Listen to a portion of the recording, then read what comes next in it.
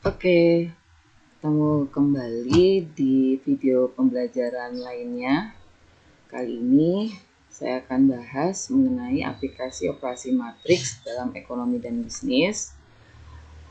Di sini ada beberapa soal atau beberapa penjelasan yang akan saya sampaikan mengenai aplikasi operasi matriks yang bisa digunakan dalam menyelesaikan soal cerita yang ada di slide berikutnya ini. Namun nanti akan saya jelaskan dulu beberapa materi, di antaranya mengenai analisis input-output. Jadi analisis input-output ini juga merupakan penggunaan matriks kebalikan dalam kasus ekonomi. Nah, dalam bab ini akan dibahas apa itu analisis input-output atau IO, yaitu suatu model matematis untuk menelaah keterkaitan antar sektor dalam suatu perekonomian. Output atau keluaran dari sektor yang satu di samping dipakai sebagai input untuk dirinya sendiri, juga dipakai input oleh sektor lainnya dan sebagai barang konsumsi bagi pemakai akhir. Alat analisis ini pertama kali dikembangkan oleh Wassily Leontief pada tahun 1930-an. Tujuan utama dari analisis ini adalah untuk meramalkan atau memprediksi tingkat output yang harus disediakan atau diproduksi oleh masing-masing sektor untuk memenuhi tingkat permintaan akhir. Untuk dapat memahami dengan baik analisis input-output ini, diperlukan pengetahuan yang memadai tentang operasi matriks, determinan, inverse suatu matriks, dan persamaan linier simultan.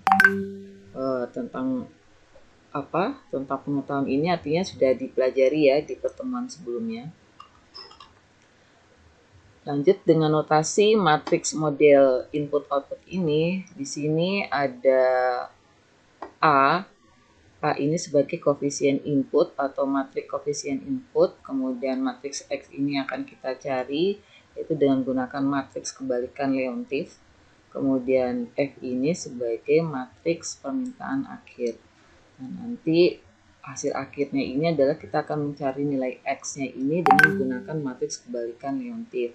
Kalau kita jelaskan lagi turunannya dari rumus AX tambah F sama dengan X, ini menjadi X min AX sama dengan F. Ini kan artinya nilai F-nya tetap, kemudian X-nya tetap, yang berubah AX pindah ke ruas yang berbeda menjadi negatif.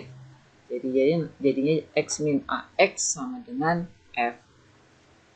Kemudian menjadi turunannya lagi atau lebih disederhanakan lagi menjadi I min A, atau I ini kan sebagai matriks identitas ya. Kalau dalam operasi matriks ini fungsinya sebagai angka 1. Kalau dalam perkalian itu sebagai angka 1. Jadi matriks identitas ini menjadi I min A dikalikan X sama dengan F. Kemudian mencari nilai X-nya berarti F per 1 min A sebenarnya seperti itu, namun dinaikkan menjadi perkalian menjadi inverse matriks atau matriks kebalikan dari I min A dikalikan F. Jadi X sama dengan inverse matriks dari I min A dikalikan F ini menjadi rumus model IO tadi, input dan output tadi. Jadi menggunakan matriks kebalikan Leontief. Ini ya tadi masing-masing tanda-tandanya, satuan-satuannya. Langsung ke contoh soal pertama. Tabel berikut ini menjelaskan hubungan input-output antar sektor dalam perekonomian yang ditunjukkan dalam tabel berikut atau tabel transaksi berikut dalam satuan triliun rupiah. Di sini ada sektor pertanian, industri, dan jasa. Kemudian ada kolom permintaan akhir dengan total outputnya dari masing-masing sektor.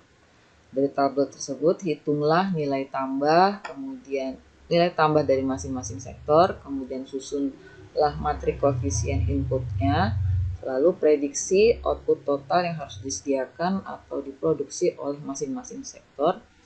Bila ditargetkan atau diharapkan permintaan akhir untuk sektor pertanian 100, artinya 100 triliun rupiah, kemudian sektor industri 120, kemudian sektor jasa 130.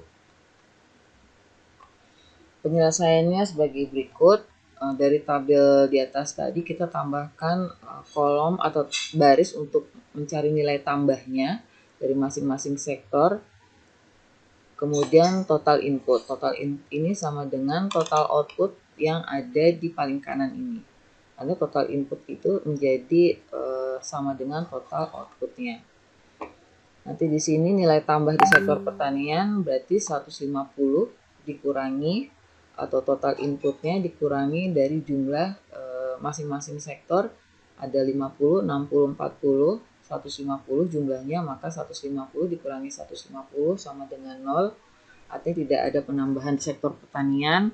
Lalu nilai tambah di sektor industri 200 dikurangi hasil jumlah dari 30 ditambah 20 ditambah 10, hasilnya nanti selisihnya adalah 140. Lalu nilai tambah di sektor jasa 180 dikurangi 10 tambah 30 tambah 50, hasil selisihnya 90. Nah, angka-angka tersebut 0, 140 dan 90 dari masing-masing sektor itu menjadi nilai tambah dari masing-masing sektor. Kemudian kita akan menghitung koefisien input dari masing-masing elemen. Artinya di sini akan kita buat matriks A. Dan matriks A ini kan artinya sama dengan kita mencari elemen-elemen sebagai koefisien inputnya. Nah, di sini ada A11, A12, A13, berarti nanti mengisi di baris pertama suatu matriks A tadi, kemudian baris kedua A21, A22, dan A23 untuk mengisi di baris kedua matriks A, kemudian A31, A32, dan A33 untuk mengisi baris ketiga di matriks A sebagai koefisien inputnya. Nah, angka-angka yang diperoleh dari masing-masing elemen ini dari hasil pembagi antar contoh untuk 2 A11 ini diperoleh dari 50 dibagi 150. Kemudian nanti di kolom selanjutnya, di kolom A12 atau kolom kedua baris pertama itu 30/200. Jadi inputnya dibagi total input. Kemudian untuk industri juga jasa itu berarti 10 dibagi 120, inputnya 10/180 dan seterusnya. Di baris kedua juga begitu, berarti ada 60/150, 20/200, 30/180. Di baris ketiganya untuk jasa 40/150, 10/200 untuk industri, dan jasanya 50/180. Itu untuk mengisi di masing-masing elemen dari koefisien inputnya. Nah, hasil pembagian menjadi berikut ini, matriks A, ya, baris pertama, baris kedua, dan baris ketiga dari elemen-elemen yang sudah dicarikan di atasnya ini. Nah, dari sini kita melanjutkan untuk memprediksi output total yang harus disediakan atau diproduksi oleh masing-masing sektor untuk memenuhi permintaan akhir. Secara bertahap dicarikan dulu seperti berikut ini. Pertama kita mencari matriks selisih matriks I dikurangi matriks A. Matriks I ini kan matriks identitas. Karena matriks A-nya berkurang 3 kali 3, maka matriks ini juga akan berkurang 3 kali 3. Jadi tinggal dikurangi saja, 1 dikurangi 0,33 menjadi 0,67, kemudian 0 dikurangi 0,15 menjadi min 0,15, kemudian 0 dikurangi 0,06 menjadi min 0,06, dan begitu seterusnya di baris kedua dan baris ketiga. Nah, karena mencari inverse matriks dari matriks I kurang A ini, berarti kita akan mencari menggunakan metode adjoint, artinya perputaran matriks. Namun sebelumnya kita mencari dulu determinannya untuk matriks I dikurang A tadi. Kan untuk mencari inverse matriks kita mencari nilai determinannya dulu. Nah, determinannya dulu ini hasilnya 0,36 dengan cara Sarus. Artinya di sini akan menambahkan 2 kolom pertama ke belakang, kemudian dicarikan perkaliannya dengan tanda-tanda yang berbeda ya. Ada caranya di pertemuan sebelumnya dengan cara SARU seperti apa untuk mencari nilai determinan untuk matriks yang berukuran 3x3. Di sini hasilnya 0,36. Lanjut mencari matriks kofaktor. Artinya di sini mencari anak matriks dan mencari determinannya. Contoh di sini kofaktor 11 artinya matriks kofaktor yang berisi unsur minor dari anak matriksnya itu berapa, artinya hasil determinan dari bagian ada yang dihapus baris dan kolomnya. Contoh ini C11, berarti kita akan menghapus kolom pertama baris pertama, berarti anak matriksnya tersisa 0,90, min 0,17, min 0,05 dan 0,72. Hasilnya nanti mencarikan determinannya 0,65. Kemudian kofaktor di baris pertama kolom kedua juga begitu, kita anggap menghapus baris pertama dengan kolom kedua, maka tersisa anak matriksnya min 0,40 dengan min 0,17 dengan min 0,27 dengan 0,72. Dicarikan determinannya, hasilnya 0,33. Kemudian C13 juga begitu, atau baris pertama kolom ketiga dan seterusnya. Jadi ada 9 minor dari masing-masing elemen untuk menjadi matriks kofaktornya. Jangan lupa tanda-tanda yang berbeda. Di baris pertama ada positif, negatif, positif. Di baris kedua ada negatif, positif, negatif. Di baris ketiga ada positif, negatif, positif. Diselang-seling ya. Nah, hasilnya nanti seperti ini matriks kofaktornya. Lalu di-adjoinkan atau diputar matriks baris menjadi kolom, kolom menjadi baris. Jadi di sini baris 0,65, 0,33, 0,26 menjadi kolom pertama, baris kedua menjadi kolom kedua, baris ketiga menjadi kolom ketiga. Nah, matriks inverse-nya berarti 1 per determinan 1 min A tadi, matriks 1 atau I dikurang A tadi 0,36, kemudian dikalikan matriks adjoinnya, hasilnya seperti ini. Ini artinya nilai akhir dari matriks inverse-nya. Nah, selanjutnya setelah diketahui output total dari soal sebelumnya, itu kita buat sebagai vektor kolom. Di sini yaitu kita pakai F tadi sebagai permintaan akhir ya tadi ya. Yaitu permintaan akhir yang diprediksi yang diminta di masing-masing sektor. Untuk pertanian 100, untuk yang industri 120 dan jasa 130.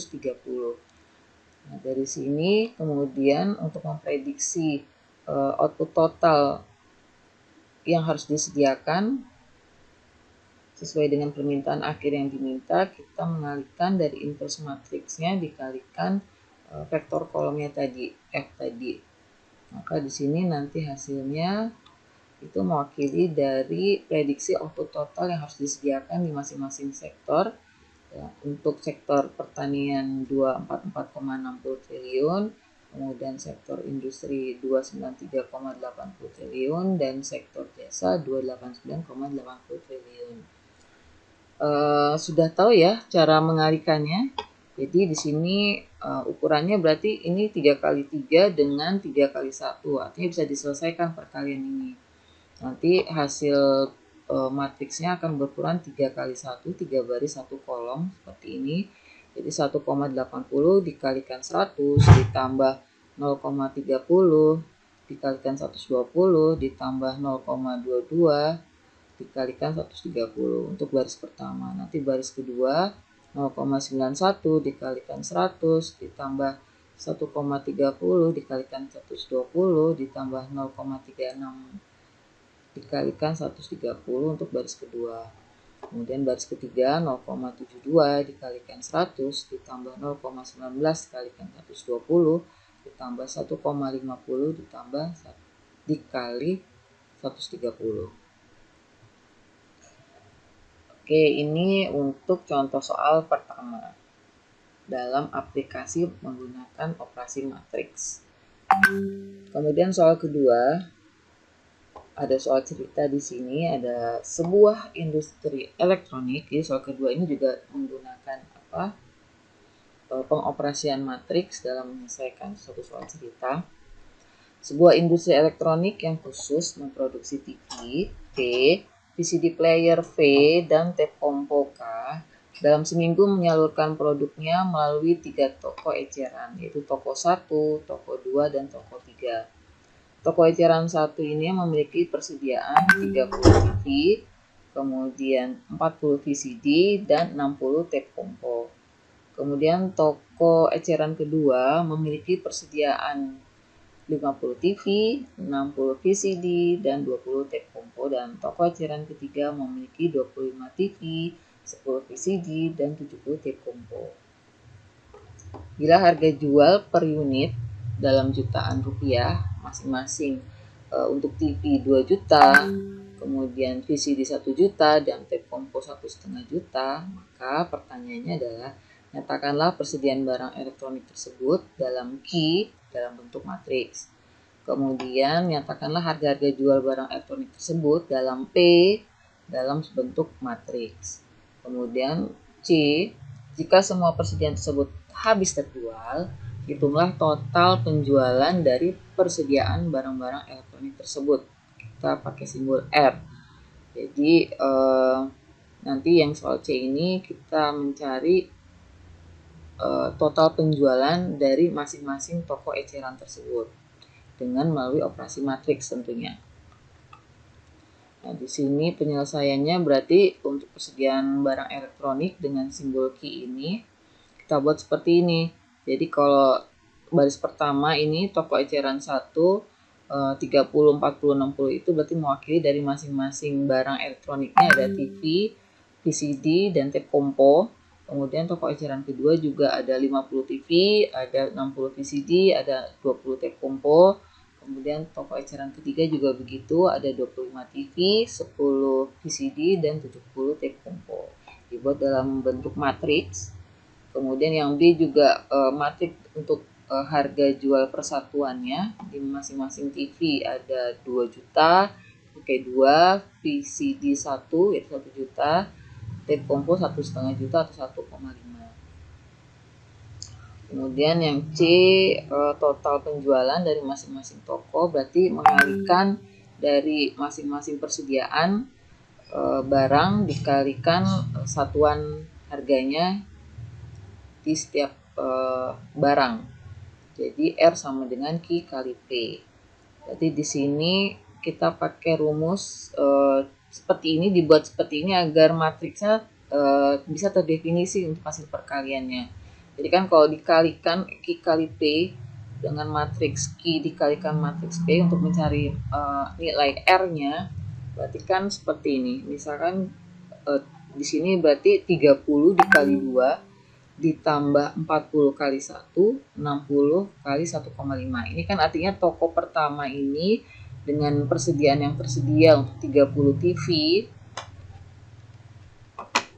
untuk 30 TV dikalikan harga satuannya 2 juta, kemudian untuk 40 VCD dikalikan satuannya 1 juta, ditambah 60 tape kompo dikalikan harga satuannya 1,5 juta. Maka di sini menjadi 190 dengan asumsi habis terjual ya semuanya.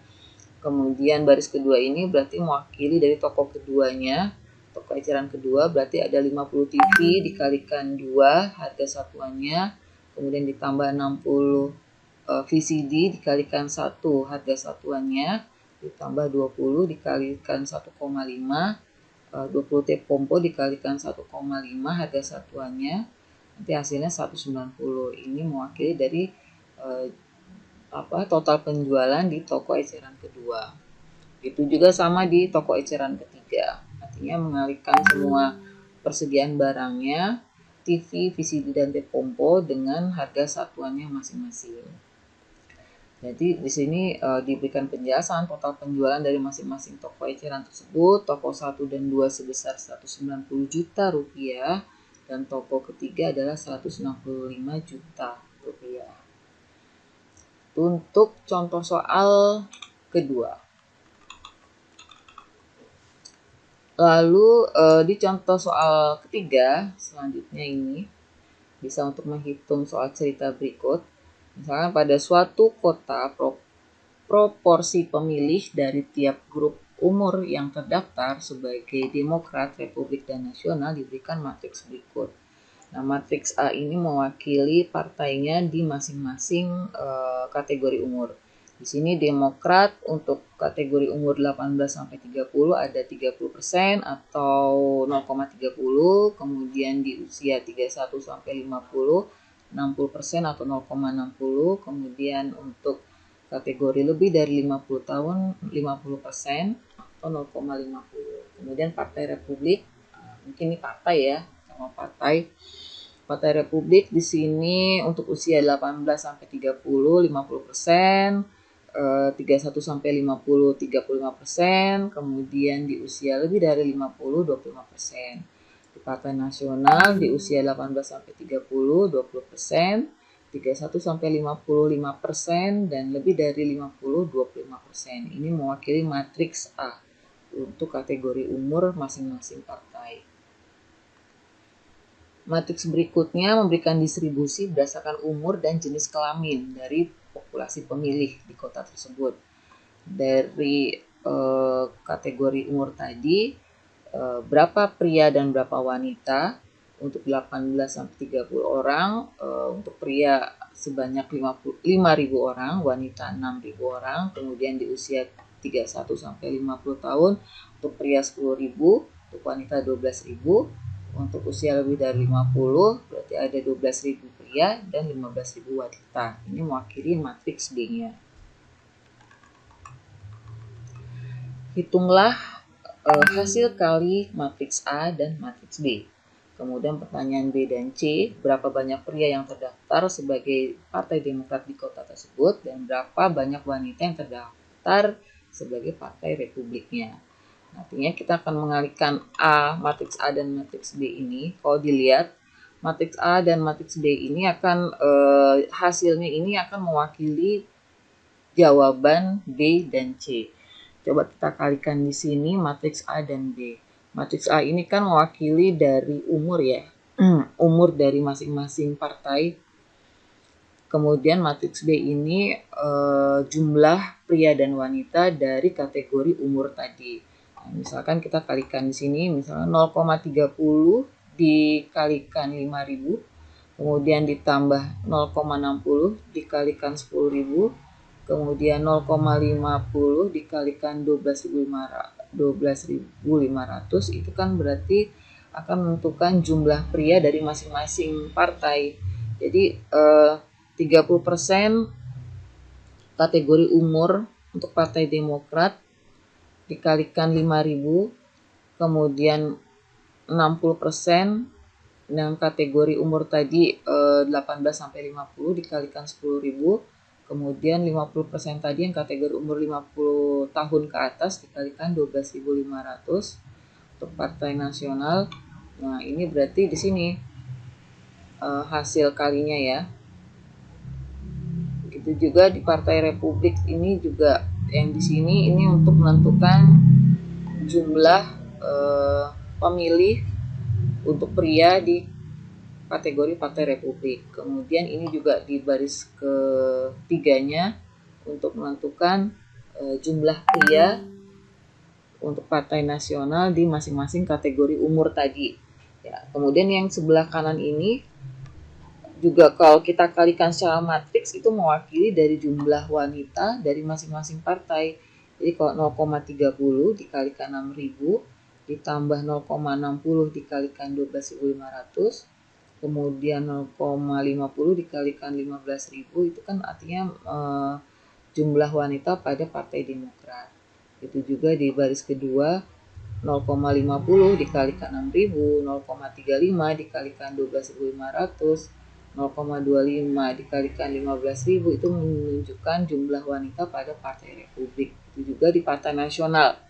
Untuk jumlah wanita berarti 0,20 kali 6.000 ditambah 0,05 dikalikan 12.500, 0,25 dikalikan 15.000. Nah, hasil penjumlahannya itu menunjukkan jumlah pemilih wanita pada Partai Nasional. Jadi hasil pengoperasian matriks ini mewakili dari apa ya? Pertanyaan tadi B dan C, berapa jumlah pria yang terdaftar di Partai Demokrat dan berapa jumlah wanita yang terdaftar di Partai Republik. Nah, ini yang dilingkari ini itulah angka yang dimaksud. Jadi 13.500 adalah jumlah pria yang mewakili di Partai Demokrat dan 10.950 itu adalah jumlah wanita yang mewakili di Partai Republik. Oke, ini adalah salah satu 3 contoh dari pengoperasian matriks dalam penyelesaian suatu soal cerita. Cukup 3 saja yang saya sampaikan hari ini. Pengaplikasian operasi matriks dari beberapa soal cerita yang sudah saya sampaikan. Oke, lanjut dikerjakan latihan soalnya ya, yang sudah saya share di Sepada. Adapun pertanyaan bisa disampaikan nanti via chat WA, silahkan dicoba dulu latihan soalnya. Lihat due date-nya, presensi kehadiran jangan lupa. Baik, cukup sekian yang bisa saya sampaikan untuk penjelasan mengenai aplikasi operasi matriks dan ekonomi dan bisnis. Sampai ketemu lagi di pembelajaran berikutnya. Sampai ketemu lagi. Terima kasih. Assalamualaikum warahmatullahi wabarakatuh.